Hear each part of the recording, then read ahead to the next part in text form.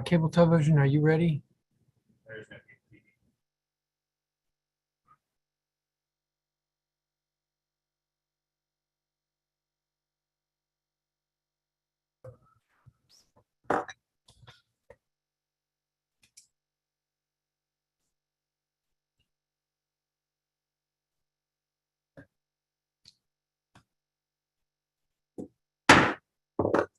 Good afternoon. I am calling to order this roundtable or hearing or roundtable of the Committee of the Whole of the Council of the District of Columbia. I'm Phil Mendelson, Chairman of the Council and Chair of the Committee of the Whole. Today is Thursday, June 30th, 2022. The time is 12:18 in the afternoon. This is the first of two hearings or roundtables that the Committee of the Whole is having this afternoon. This roundtable is on PR 24-784, which is entitled Ombudsperson for Children, Shalonda L. Cawthon Appointment Resolution of 2022. This resolution was introduced by me earlier this month. I don't have a copy of the resolution in front of me. It was introduced by me earlier this month, and it would, assuming that it's adopted by the council, appoint Ms. Shalonda L. Cawthon as the ombudsperson for children for a term to end 5 years after the effective date of the resolution. Ms. Cawthon would be the first ombudsperson for children pursuant to legislation that was adopted by the council in the last year or so. The Office of the Ombudsperson for Children was created pursuant to the Office of Ombudsperson for Children Establishment Act of 2020. I guess that answers that question when we adopted it. The Ombudsperson's mandate is to function as an independent office responsible to the council and tasked with improving outcomes for children known to the Child and Family Services Agency by holding relevant agencies accountable for fulfilling their responsibilities under the law. I could rephrase that and say that for many years, the Child and Family Services Agency was subject to a court-appointed monitor to ensure improvement in the delivery of services. The issue, of course, with Child and Family Services Agency is that it's dealing with children or minors, and these are vulnerable individuals who, for one reason or another, in the child welfare system, and it's important imperative that Child and Family Services Agency deliver services appropriately for these minors. The court monitor is going away or has gone away, and the ombudsperson will step in a sense. That's the concept here, and help the council in our oversight function to ensure that CFSA is being as effective as it should be. The record in this matter will close at 5 p.m. on July 11th. I believe July 11th is a Monday, because absent opposition or something that we're not aware of, I will propose that this resolution be marked up by the Committee of the Whole and put before the full council at its July 12th legislative meeting. I'm going to turn to my colleague, Councilmember Brianna Nadeau, if you have an opening statement, and then our witnesses, and I believe we have 3, including the applicant. I'm not the applicant, the nominee. Councilmember Nadeau. Thank you, Chairman. Several years ago, district families and advocates for children asked for an impartial, independent office of the ombudsperson capable of holding accountable those tasked with protecting district's children. The district's child welfare system was preparing to exit 3 decades of federal court oversight. Before that oversight, it had done real harm. Thousands of children had been separated from their families only to be abused or neglected in foster care. The government didn't even know where many children were. To support the system's exit from court oversight and ensure that the mistakes of the past were never repeated, the council was asked to implement a recognized, uncontroversial best practice to create an institution to which children and families could turn when the system was failing them. We were asked to create a truly independent ombudsperson with real investigative powers capable of figuring out how to fix problems in the child welfare system. So in September 2019, I introduced legislation creating an agency responsible for investigating structural concerns related to children involved in the system and supporting system-involved families presenting complaints. After the council passed that legislation, overcame a mayoral veto, and funded and refunded the Office of the Ombudsperson, that agency is finally going to become a reality. Shalonda Cawthon is the best person to bring it to life. Others will speak to her outstanding qualifications, but after speaking with her at length during the interview process, I feel compelled to share a few thoughts. We know that Ms. Cawthon has more than 20 years of child welfare experience, both on the front lines of providing services and in agency leadership. She builds teams, builds cultures, and builds institutions. She is exactly who the district children need in their corner. We took the time to get this right. We convened a technical review panel to evaluate bids for a national search firm to find a visionary leader. We worked for months with Ted Ford Webb Associates, the best firm working in this space, to conduct a thoughtful, equitable, nationwide search. I'm grateful to Ted Ford Webb for his outstanding, responsive, patient work. And I'm grateful that we chose to take the time to find a leader like Ms. Cawthon. Thank you to all the advocates, whistleblowers, and families who have pushed for years to create this office. Thank you to the community leaders who took time out to speak with Ms. Cawthon about her role and her candidacy over the course of the past few weeks. Thank you to my council colleagues for voting to create and fund and refund the Office of the Ombudsperson. Thank you, Chairman, for supporting this search process and standing up for the integrity of the council as an institution capable of protecting our children. And thank you, Ms. Cawthon, for stepping up to this challenge. I look forward to hearing the testimony presented today and to voting in favor of your confirmation.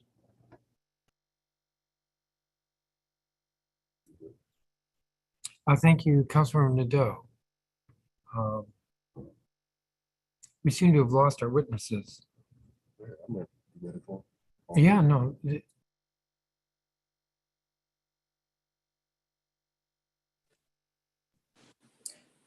I've been asked to unmute, but not to join the panel.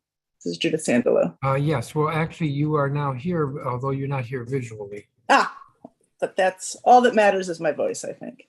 No, I'd like to see you. If you're able to. According to my computer, I am there, but apparently not for you. Join as a panelist. Now it's giving me permission.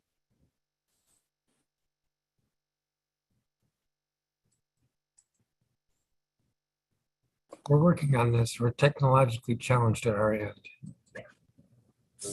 I see myself. Do you see me? I do, in all of your beauty. And I see Ms. Sandal as well. Wonderful. And I see me in all of my ugliness. So why don't we begin with you, Ms. Sandal? Thank you, Chairman. Good afternoon, and thank you, Councilmember Nadeau. As you know, my name is Judith Sandal. I'm Executive Director of Children's Law Center and a resident of the district.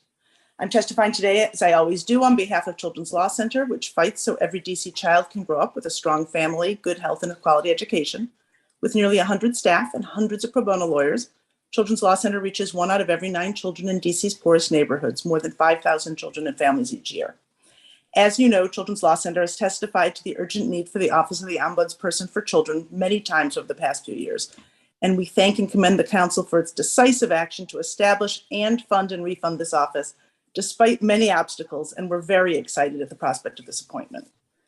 The first Ombudsman for Children will be responsible for creating all the procedures and operational structures for the office, staffing it, and building relationships across the district and the district government. The Ombudsperson must be able to execute these essential functions effectively for its office to realize its purpose and provide meaningful services to foster children and their families. It is critical that the Ombudsperson have the experience, knowledge, and skills to set up and successfully implement an independent office that is trusted by children and families and can work effectively with essential executive agencies. A nationwide executive search has yielded a candidate with such experience gained from a career in child welfare. Ms. Cawthon brings knowledge and skills from across sectors within child welfare and from jurisdictions across the country. The breadth and depth of Ms. Cawthon's experience will be critical as she establishes this new office. We applaud the Council for engaging in such a thoughtful hiring process. In particular, we commend the decision to retain a professional search firm that specializes in identifying candidates for high-level government positions and to conduct a national search for the position. We appreciate the search firm's engagement with us and with other community stakeholders during the search process, and we're hopeful that this thorough and inclusive process has yielded a candidate that can meet the challenges ahead. Once Ms. Cawthorn's nomination is approved, the work will begin. The Ombudsperson has the important task, as you have mentioned, of setting up an office that's independent and effective in helping children and families navigate the complexities of the child welfare system and resolve everyday problems and individual issues, in identifying areas where interagency coordination must be improved in order to better meet the needs of DC's foster children, and identifying and offering solutions for systemic issues. As an independent legislative agency, there will likely be challenges in standing up this office, and we ask the council to continue to help the Ombudsperson overcome obstacles to performing her duties and executing these powers.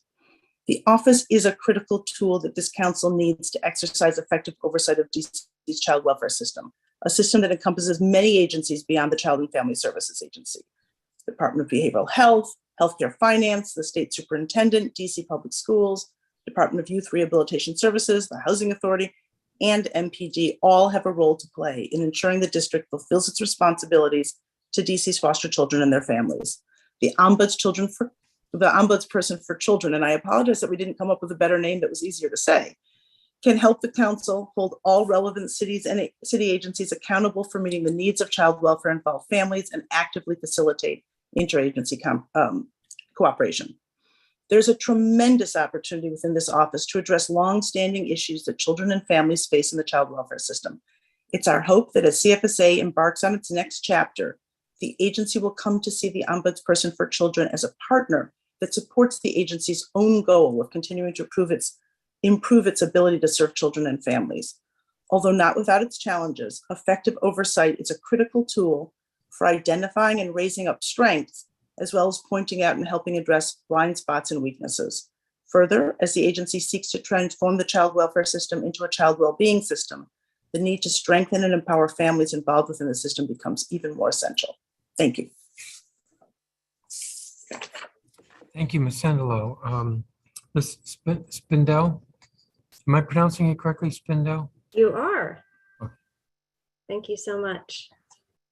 First, I just want to go off script for a moment and say thank you so much, Councilmember Nadeau and the council as a whole, for going above and beyond to make sure that this office was funded, established, and that we're actually having somebody to fill the office. We are just thrilled that this has become a reality. And good afternoon, Chairman Mendelson and members of the DC Council. My name is Marla Spindell. I'm the Executive Director of DC Kin Care Alliance.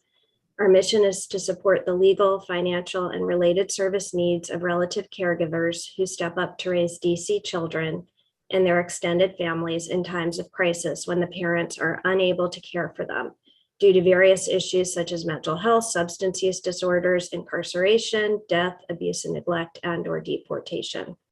We are the only organization in DC focused solely on serving relative caregivers raising DC's at-risk children. And in the 5 years since our founding, which we realized was just last month, 5 years, we've helped over 500 relative caregivers raising more than 650 DC children. According to the Annie Casey Foundation in 2019, there were 16,000 district children living with relatives in kinship families. These relatives are primarily Black women who live in Wards 7 and 8, and they raise children with serious mental health and medical needs that suffer from trauma. Most have been touched by the child welfare system. Relative caregivers need financial help and stable housing to raise these children. However, the established systems are set up for traditional families, not kinship families, resulting in severe barriers to access by relative caregivers.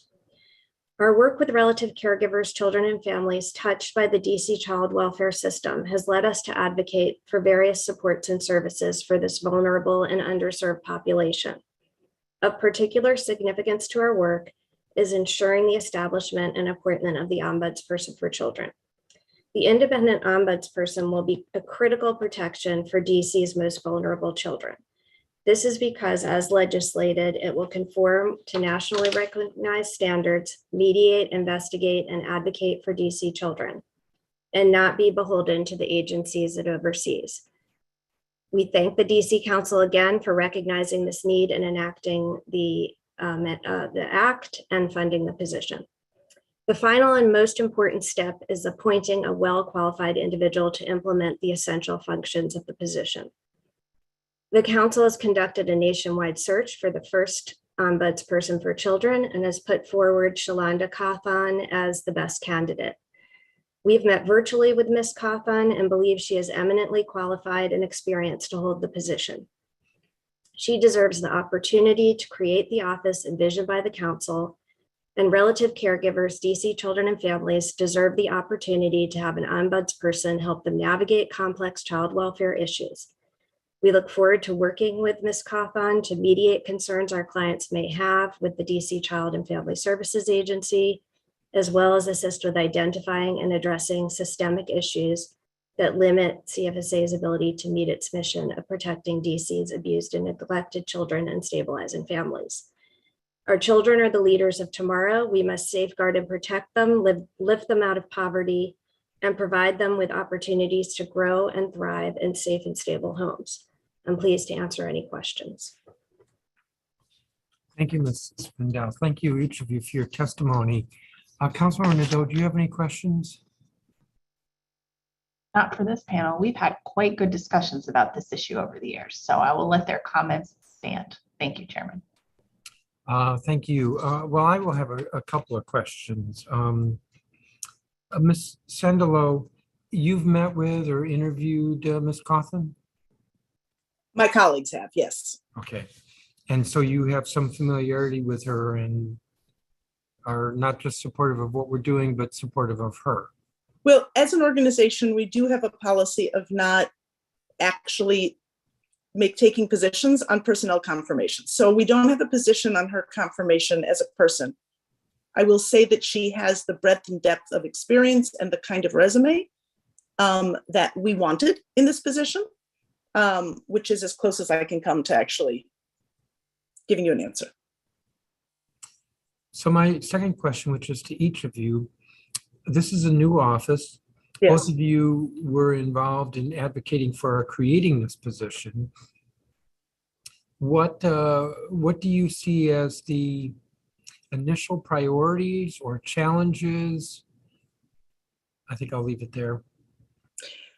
I think the initial priority is to build the trust with children and families in the district. So begin to meet with and know the children and families of the district, and simultaneously build relationships with the agents, the child serving agencies of the city. I am optimistic that the head of CFSA will embrace the opportunity to work well with the ombudsperson.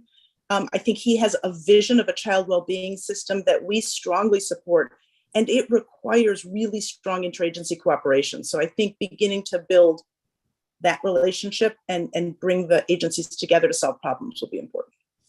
Now, you said simultaneously building trust with the agencies, plural, dealing with child welfare, but really it's just CFSA. Well, the reality is that CFSA plays a very, very important role, and they can't succeed alone. They need good behavioral health support from the Department of Behavioral Health. They need Medicaid to be functioning properly, so they need healthcare finance. They need the Metropolitan Police Department, who goes out when there are calls to work closely with them. And I could go on, the schools. So I think that one of the problems our kids have faced, especially as we all work together to keep them at home. So the wonderful change in our city has been a collective effort not to traumatize children by removing them into foster care, but allow them to stay first with their birth families, and if not with that, with their extended family. That requires us to think about strengthening families, which is a cross-agency effort. Ms. Spindell. I think the the initial challenges will be getting to know the DC systems and the issues that are unique to DC. While many of those issues are national in scope, and being that she worked with the federal government as well as other local jurisdictions, I think she has a good handle from our meeting with her on what the issues are generally. But I think there'll be a learning curve to understand the specific unique needs of children and families in the district. And I am already very pleased that she's met with a number of stakeholders. And I think if she continues to do that, and we can be available to her to provide her with that information that she'll need to understand all these different agencies, as Judith said, there are a lot of moving parts and working together that I think we can all do and get her up to speed as quickly as possible. So my second question may be different, or it might be a variation of the first question. If there's nothing new to add, say that. But what first piece of advice would you give Ms. Cawthon?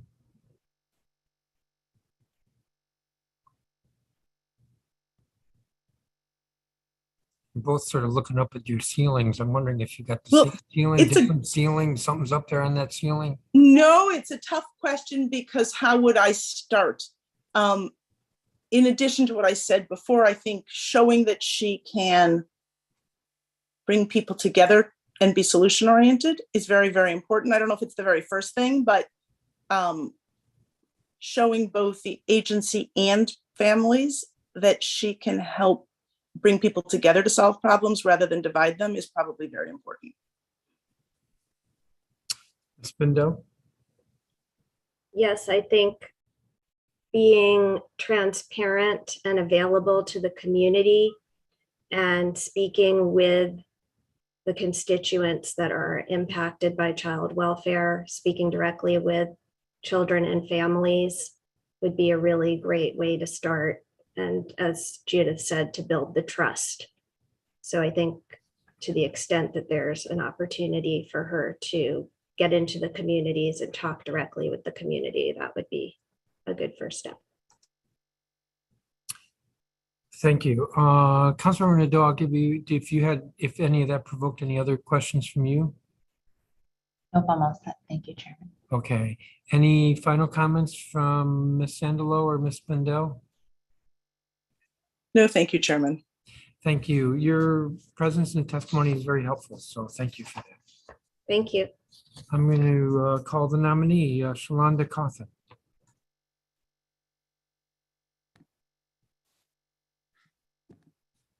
And good afternoon. Good afternoon, Chairman Mendelson, Councilmember Nadeau, and our advocates. My name is Shalonda Cawthon, as stated, and I am extremely honored to be here with you this afternoon and to have been nominated to serve as the first Ombudsperson for the District of Columbia. This is a role which I look forward to serving in because it encompasses fulfillment of my personal and professional passion, purpose, and drive. As stated previously, I have an in-depth knowledge of how human services systems, inclusive of child welfare, work, not just in theory, but in practice. I have worked within human services, child welfare in particular, for almost 3 decades. I have served as a frontline worker in foster care, child protective services, and family preservation. I've also served as a supervisor and in various senior administrative roles across systems with leadership responsibility for kinship care, child protective services, temporary assistance for needy families, supplemental nutrition assistance program, formerly known as food stamps, child care, child support, and vocational rehabilitation services. I've worked in nonprofit, state government, and federal government, and also served as an independent consultant. In my role, serving as currently regional program manager, for the Children's Bureau, I lead a team of dedicated federal staff who serve 8 states and 6 federally recognized tribes in the Southeast region of the United States, with responsibility for providing monitoring, oversight, and technical assistance for child welfare programs, as well as receiving and responding to constituent complaints from the various jurisdictions. I am now and have always been an advocate for those whose circumstances left them vulnerable and disenfranchised. It is also important to note that I am someone with lived experience, having been primarily raised by my great-grandmother and my grandparents. Working in the human services field is not just a job for me, it is my calling, and as such, I approach it with the utmost seriousness. It is not an area of profession where we're dealing with widgets, but with the heavy responsibility that the decisions we make, the actions we take, affect human lives. To me, the role of Ombudsperson for children requires the same approach, and I believe that the culmination of my experience and work with different jurisdictions have prepared me well to serve in this role. My vision for the new office of the DC Ombudsperson for Children is to establish an office that will be built on the foundation of service, accountability, and collaboration. It is my aim to work in partnership with those served, CFSA, and other organizations that compose the child and family serving system within the district in order to deliver equitable services and improved outcomes that will be sustained across generations. My office will work collaboratively to address systemic barriers and practice areas in need of improvement, utilizing the voices of those served as a driving force. It is important to note that in addition to my excitement of assuming this new role, I am also excited to be relocating to the district.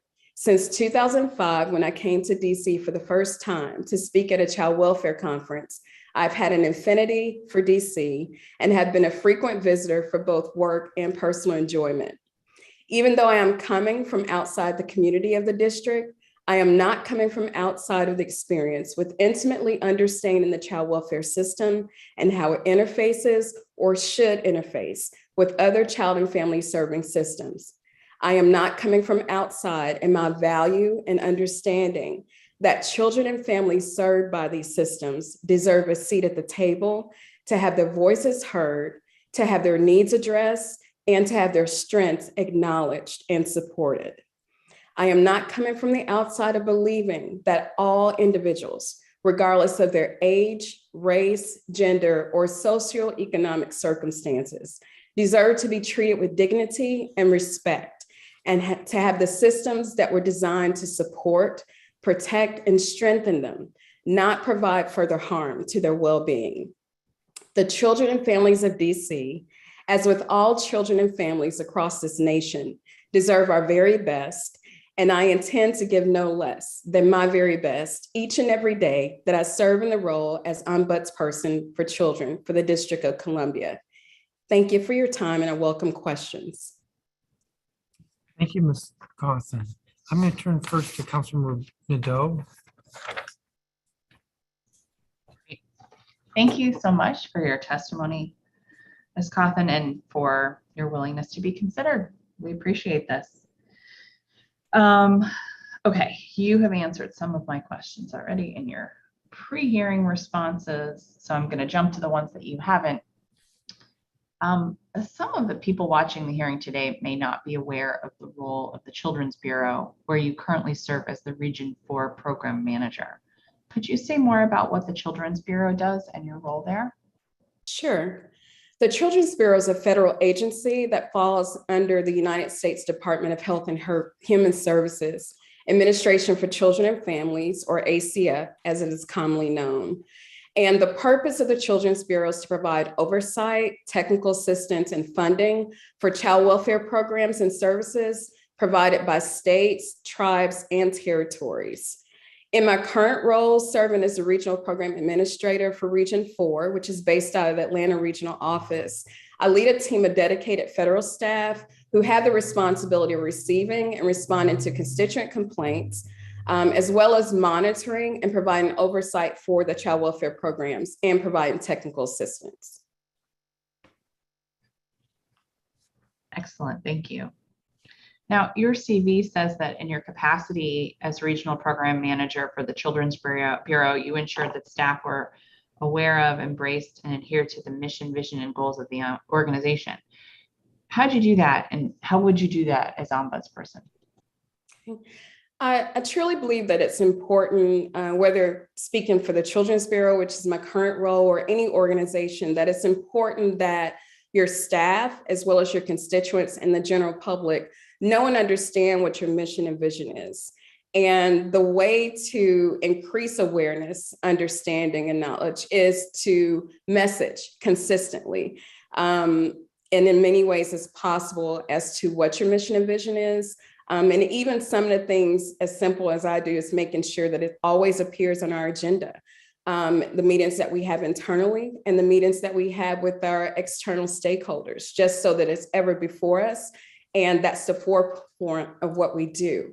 In terms of ensuring that the team members embrace and adhere to what that mission, vision, goals are, is to put systems in place, to have clear goals and put systems in place to monitor those goals and give feedback accordingly. And so that would be my same approach with my team if selected and confirmed to serve as ombudsperson.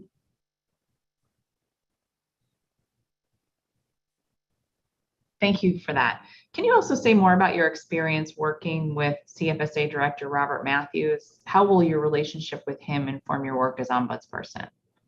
Okay. I guess first I would say that I'm not sure that it would inform necessarily my work as an ombudsperson, but what I do think important to note is that in my having known Director Matthews for the last 10, 20 years, it provides a foundation of having an understanding of what my approach is to the work, which is collaborative with a level of high accountability and fairness, always keeping in focus of what the best interests of children and families are as my central focus. And it's a relationship that's already established with that understanding. Whereas if it was someone where there was not any type of familiarity, I think the nature of the office in and of itself, as was mentioned earlier, there may be an initial mistrust, anxiety, or even adversarial role. And so I think having the prior relationship and knowledge with Director Matthews, there's always mutual understanding of the heart of the work and understanding there to build forward for the outcomes for children and families. Excellent. Thank you for that. Now, your career so far has been spent in the South and in the state of Illinois. Could you share some of what you've been doing recently to prepare to lead a district agency serving district families? Yes, and before I do want to thank Ms. Sandalo and also Ms. Spindle for their support, for their comments. And they do reference some of what I've been doing in preparation. So it's been important for me to immerse myself, though there is some familiarity, to become more intimately aware of the historic, as well as the current work that is being done with CFSA and the relationships with other child serving agencies, as well as meeting with key stakeholders and trying to learn more about the community and also the performance, current and past, and look into how we can move things forward.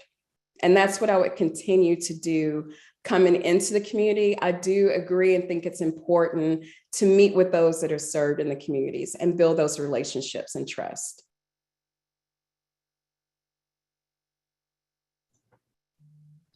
And how do you plan to engage in the community outreach that will let CFSA children and parents know that your office exists and how to reach you? I'm planning to engage the community and promote awareness and understanding of the existence and purpose of the office through meeting with individuals served in the community, connecting again with key community organizations relied on by those individuals, such as faith-based organizations, and to utilize promotional opportunities, such as brochures, radio, and other media outlets.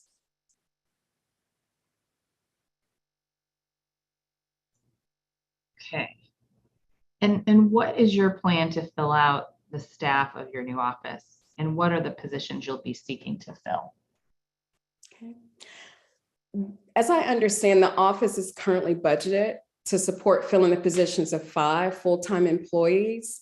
And I will be seeking to fill 2 of the full-time positions that are specified in legislation, which is inclusive of the Chief Deputy Ombudsperson and the Deputy CFSA Ombudsperson. Both of those roles are explicitly stated. I am also considering utilizing the remaining 2 full-time employee positions to allocate across hiring and structure with a mix of potential part-time and full-time staff who can serve in legal, investigative, and research, analytical reporting functions. So I will be seeking to consult. I think it's important to learn from others who have long-standing offices. And of course, there's some new ombuds offices of recent that have been stood up. But I think it's important to engage with members from those offices, as well as the United States Ombudsman Association, so that I can learn from their experience in terms of their staffing structure and service delivery models, and use that to inform the best practices as I implement the office in DC. Great. I know that the Ombuds Association will be excited to work with you. We've already had some interest asking how to reach you, so we've given you a little reprieve until you're actually confirmed. But it's great that you're already doing a lot of these conversations. Thank you. And what will you be looking for when you're evaluating applicants to fill the different roles that you've been discussing here? Absolutely. And as I say this, it's not in order of priority necessarily, but I do think that first and foremost, it's important that whoever works within this office values family and values working collaboratively.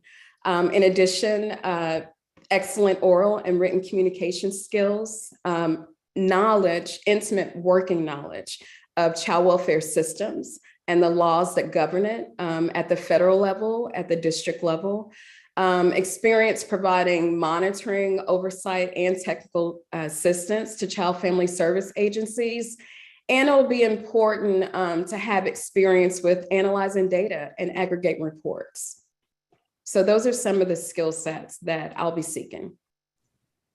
Thank you for that. And now in this year's Local Budget Act, the council allocated $365,000 to the office for the remainder of the fiscal year, which will conclude at the end of September.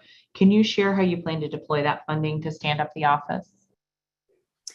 I think it'll be important. And I think it was Judith who mentioned, of course, a lot of these things are simultaneous, but absolutely have to be about the work of recruiting and hiring qualified staff, helping the community become aware of the office and understanding the purpose of the office. So utilizing budget for materials, media spots to promote the office, securing office space, and working towards developing an online system so that constituents will be able to make reports online. And there's an ability to receive, track, and develop reports from that. So I think those are some of the initial, of course, we're talking about a tight time frame with it almost being July, but those are some of the initial things that I think are important and ways to utilize the remaining funds for this fiscal year.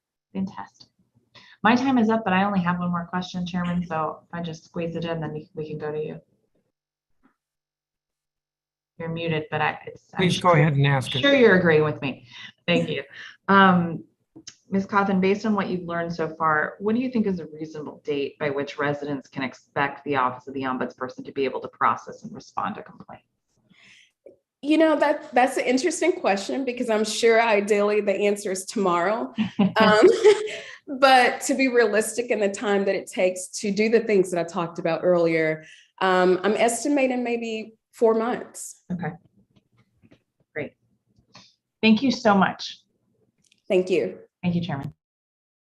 Thank you. So let me see. You've already been asked a number of questions.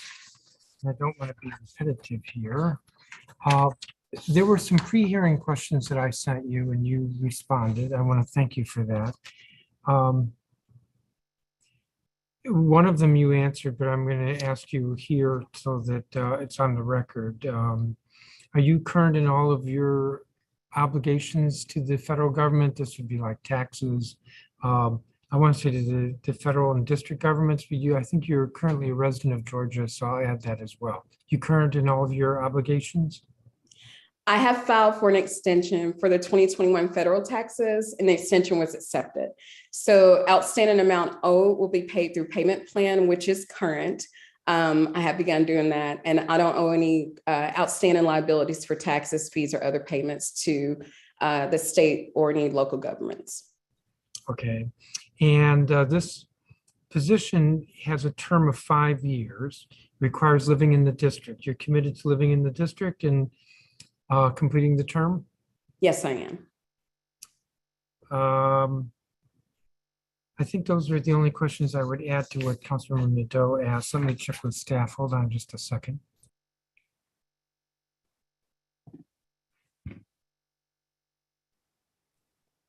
I do not have any other questions. And Councilmember Nadeau, you didn't think of any other questions? I want to thank you, Ms. Cawthon, for your willingness to, your interest in and willingness to serve. And speaking to your own personal experience in this regard.